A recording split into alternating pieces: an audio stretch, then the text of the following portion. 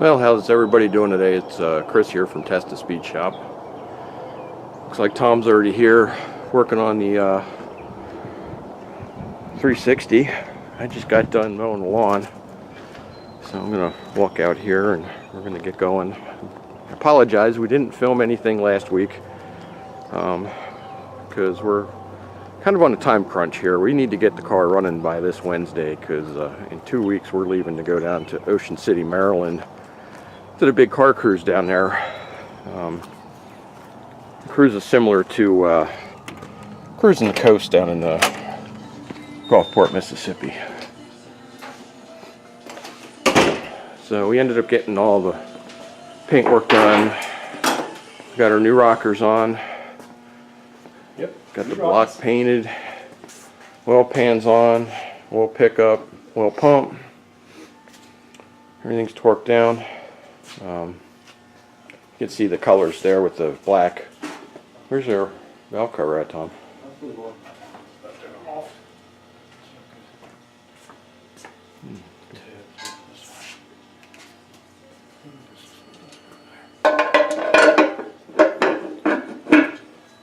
This is what Tom come up with his valve covers. That's what the motor looks like. She mounts it on and hold it. So that's where we're at. We're pretty much ready to go, but we need to get this in, start getting it in today and tomorrow, and hopefully hit the key on it Wednesday and make some noise with it. Wednesday, Thursday, we should be able to fire up. Yeah. Thursday or Wednesday or Thursday.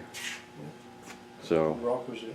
we need to get it going so that we can shake it down before we drive 250 miles to Ocean City with it.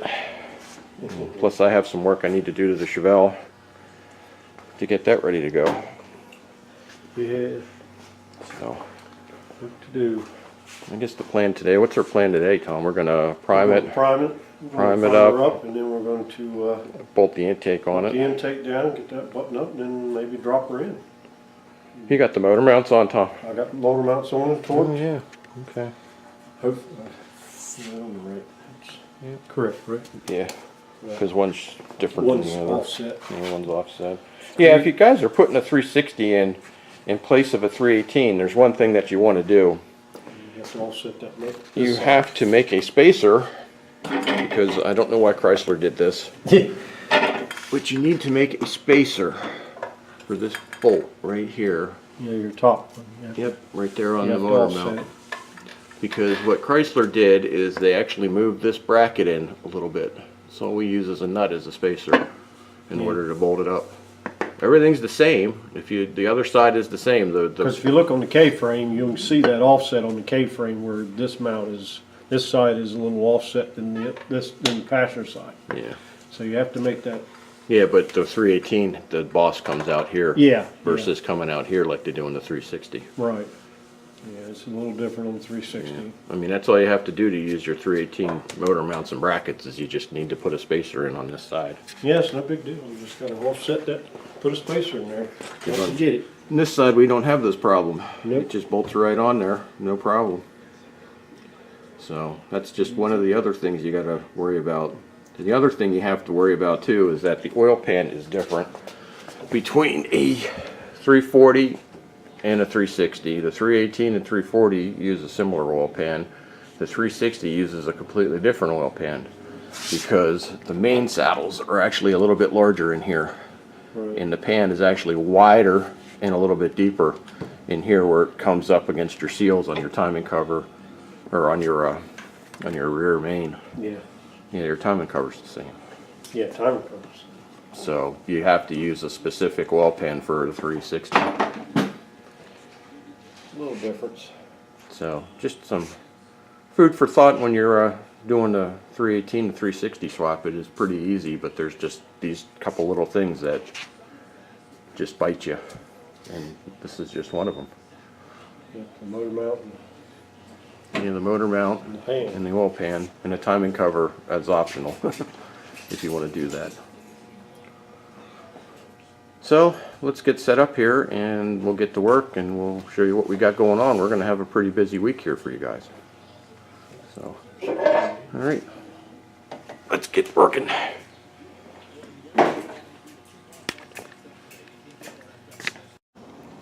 Well, we got oil pressure up to everything. I didn't film it because it was a conundrum. To say the least. We don't have a priming tool per se for this, for a Mopar. We did, and we used it on another buddy's car, Mike, on his 340, and we ended up having some issues when we used it on that. So we ended up making a tool here that sort of kind of worked. We ended up knocking the gear off of a shaft here we got, and we knocked the gear off of it, and what we had been doing is we were using this end of this screwdriver here, and that wasn't working real well. So we ended up dropping the shaft in. Long story short, we ended up dropping the shaft in and just putting the distributor in, and we just turned the distributor by hand until we got oil up to everything. So when we had the drill on it for the short amount of time that the drill would turn, because this drill over here, we built quite a few engines with it, and it seems like every time we prime with it, it always ends up smoking. So I think we pretty much wore that poor thing out. So we had 60 pounds of pressure just spinning it, so I think we're going to be good. We got oil all the way up to the rockers, all the shafts oiled, all the rockers oiled. So now all we got to do now is just put our gear in here, get it lined up with our oil pump and drop it in, and then we're going to put the intake on. So we're going to go ahead and get back to it.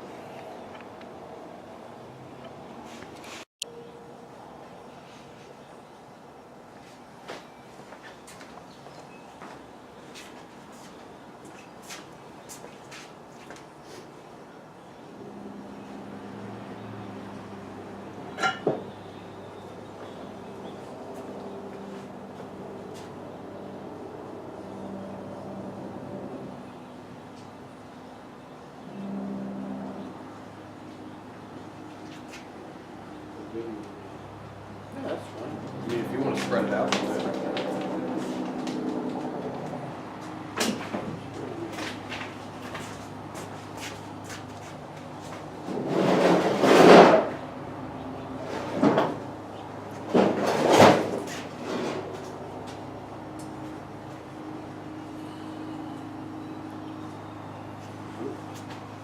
All right, here we go.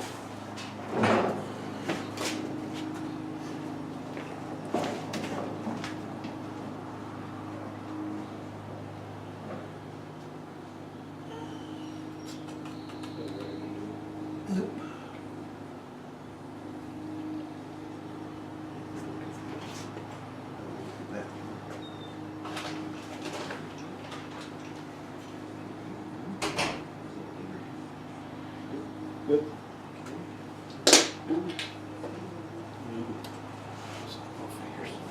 What we got going on? Good. Well, Where are we off that?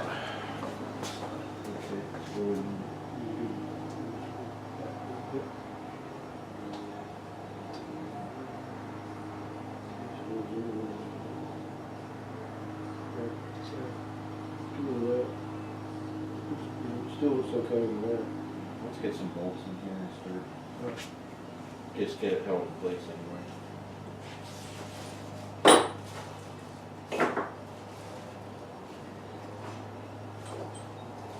Intake manifold.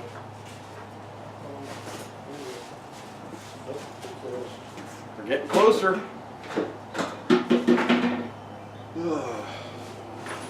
Intake.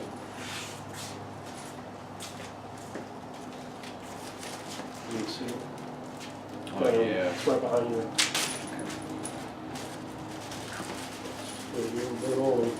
We always put number 2 sealant on the bolts for the intake manifold because they're not blind.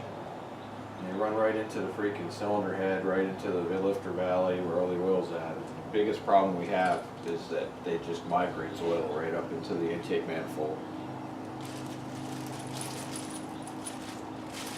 So we try to keep that from happening by putting number 2 non-hardening sealant on the bolts that go into the intake, so that when you do this, it doesn't, have all this oil coming, migrating up through the bolt holes. So hopefully we'll get a decent seal on it. All right. It's hard to tell that.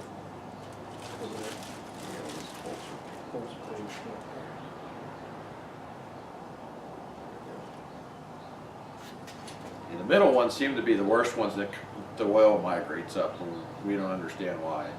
So we're kind of hoping that this is going to, we've solved the problem before, but sometimes it works and sometimes it doesn't. So, let me get this scratchy. Get this tightened in.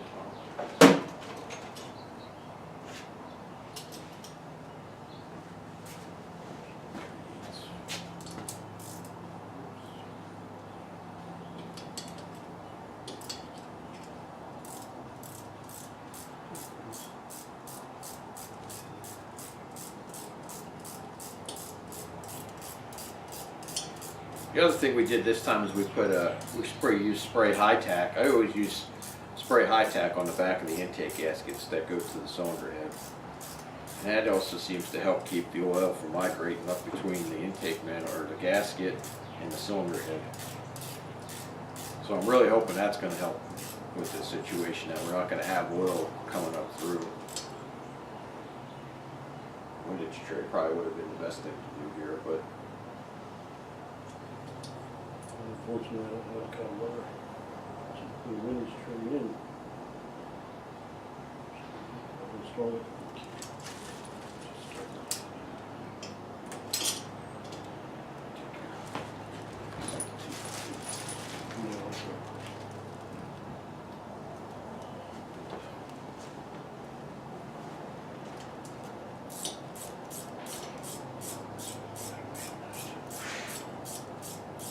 well, we can torque those down and then just put them in when we go to put the bracket and stuff in there. We'll just loosen up and put the bracket in. Yeah, they're different bolts. Yeah, I must have done that. because I'd like to torque it all down at once. Yeah, I do too.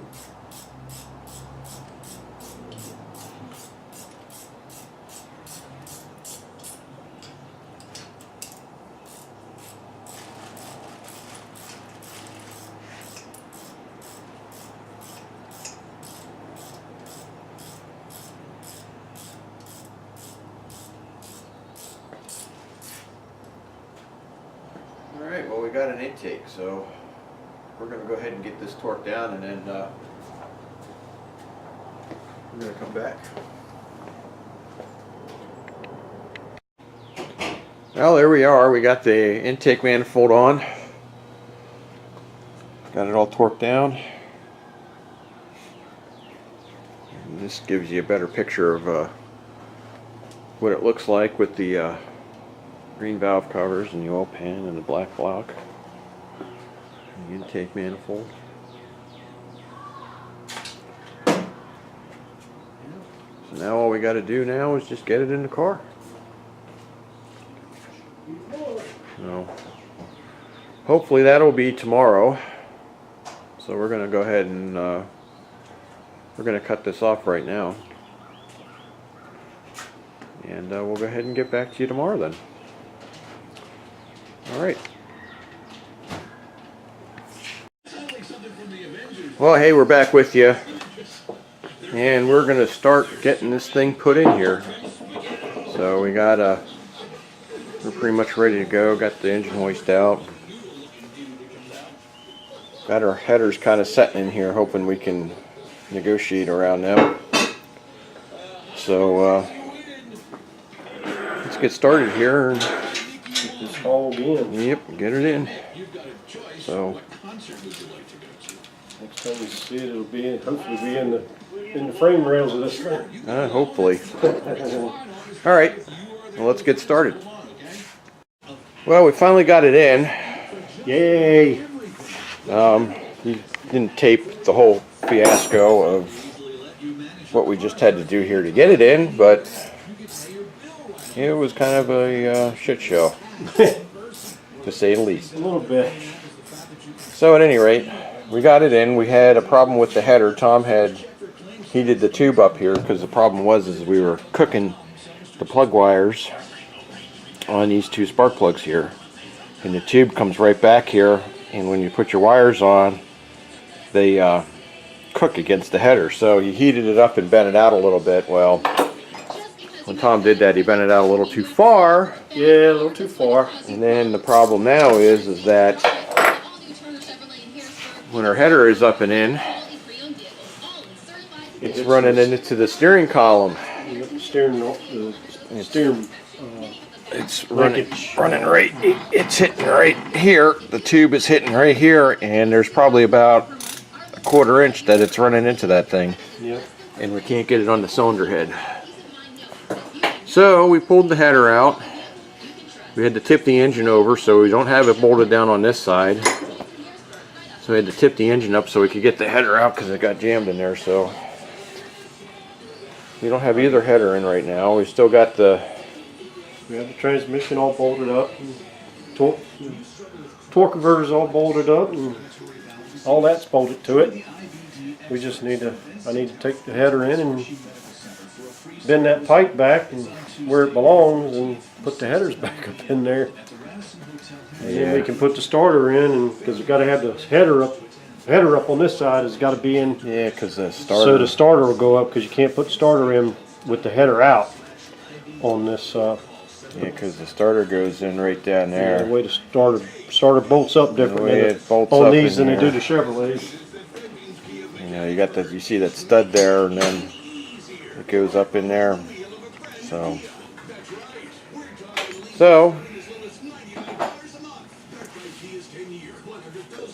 that's where we stand at now. So, but it's in. I'm hoping we're still going to make our deadline. Yeah, I think for Thursday to make noise. Hopefully. To make noise Thursday. I hope so. Yeah. So, yeah, I think we should be. We got more work to do tomorrow. Got to get radiator in and. Yeah, radiator's got stupid. Just a little stuff after we've got the major stuff bolted up as far as transmission and torque converter. Once we get the headers up and get that motor mount bolted down, then we should be able to, everything should just fly together pretty good. We got to put the engine back on one. Got to rotate the engine back and put it on one, and then drop the distributor in. Yeah, well, we should be good to go. And we should be, everything else should, just nothing but bolting everything back into her. Okay, well, that's going to be it for now. Until, I guess, tomorrow. Huh, Tom? We'll do better tomorrow. Yeah, I hope so. I hope so. All right. Well, until then.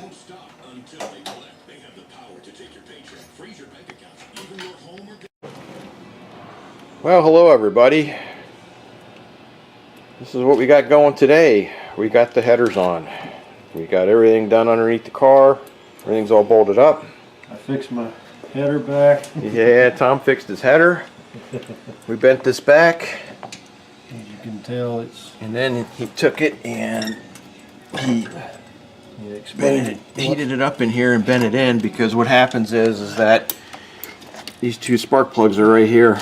And when you put the boots on, it cooks the shit out. It cooks the hell out of them. Even with, we have boot insulators on here, and it even burns right through them. So, but what happened is Tom heated it up here, and then he heated it up down below down there, and he actually moved this tube out. Which looked good. Which looked good, but what happened was is that what we wanted. We didn't have any clearance from this tube here to our steering, and when we tried to move the header yesterday, the tube was actually laying right in here. Yep. And we couldn't get the header go into place. So this is where we're at now. We got the headers on, and now we're going to start putting everything together up top here. Got to do the radiator, power steering pump, alternator, hoses, carburetor, fuel lines. Yep. Got all our exhaust bolted on. So probably not going to fire tonight. I'm kind of hoping that maybe we can get pretty far tonight that we can actually get it started tomorrow and get her fired up. We should be able to make some noise. Yeah. So we're going to get back to work, and we'll show you a little bit more progress here.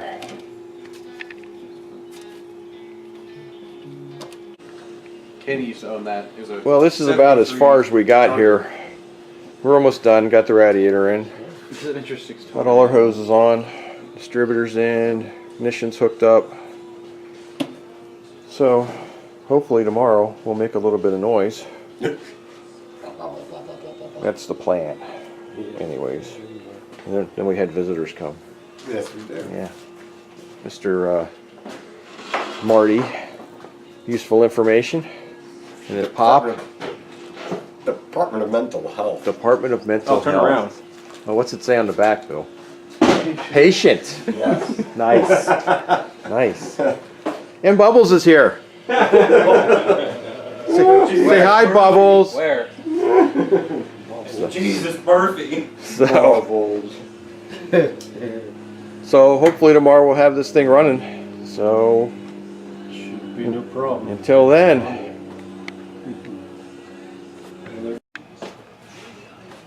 Well, boys and girls, It's here we are.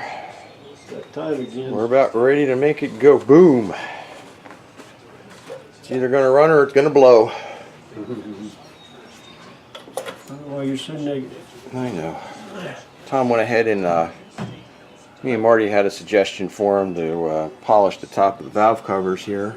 Yeah, everybody was giving me the. So we went ahead and polished the valve covers up. I did what Marty suggested. It was a good idea. I think it looks awesome. Everything looks really good in here. So got the carb on, got the valve covers on, wires on. So now we need is antifreeze and a battery, and we just need to get it cranked up. Yep. There won't be any cam break in because we use the same cam over again. So basically we just got to get it started. Started and timed in. Yep. So Yeah, she runs. you happy, Tom? Very happy, yeah. You're gonna be happier when it goes boom. Yeah, I'll be happy when I hear it running. It's not giving us any fuss. We can have no leaks, Well, no noise out of the transmission or nothing like that. we're gonna go ahead and get antifreeze in this thing, and we'll be back to you here momentarily. Yep. Take a pee and then.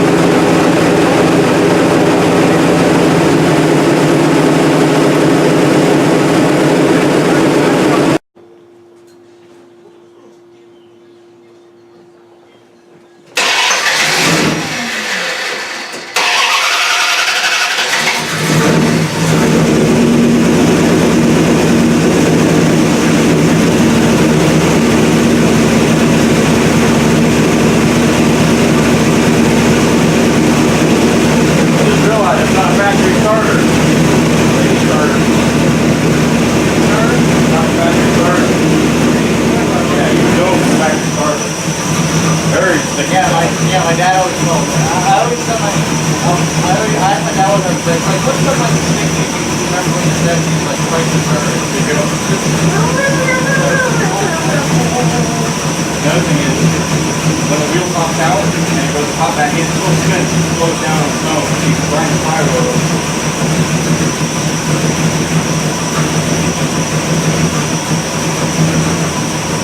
It doesn't secure when it's not right away. It just keeps rotating till it's engaged. So if it doesn't, if you don't start it, you try to start it again while it's still spinning, it'll pop out while it's spinning and grind the tire.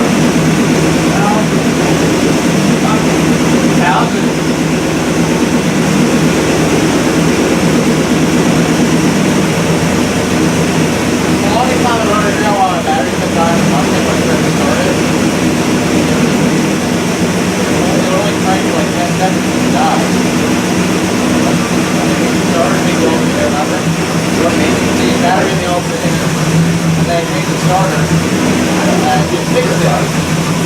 That's weird, so I just start over the van, and then they say that they did a claw test on it, and it has. I'm like, don't do that. They said show green, but you know what else it showed? 900 amps of draw power. Yeah, I remember you told me that. I'm like, this is not bad. It's not supposed to be a red light, but the voltage is wrong. Starts really go like 100 to 150.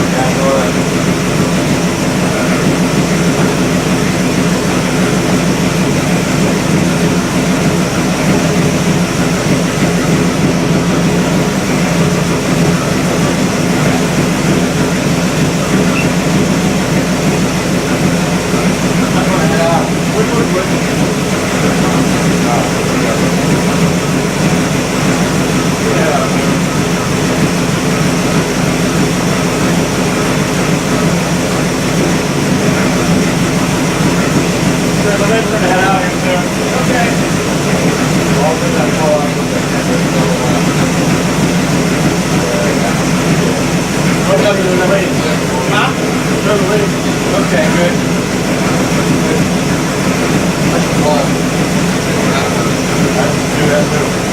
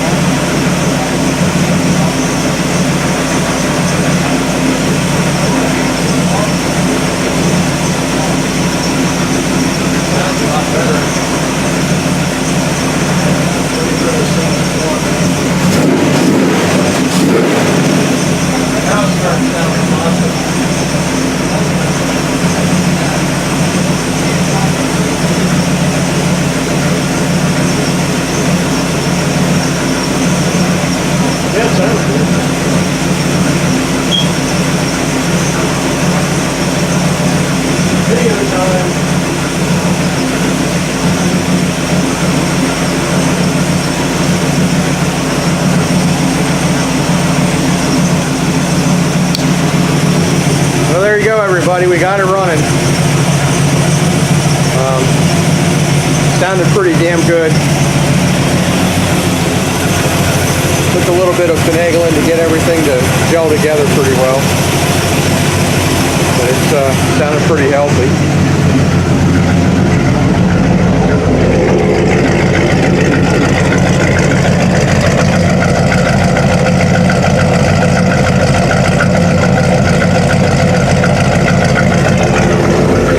Get the hood back on it, take it for a test drive. It's got good oil pressure, running nice and cool.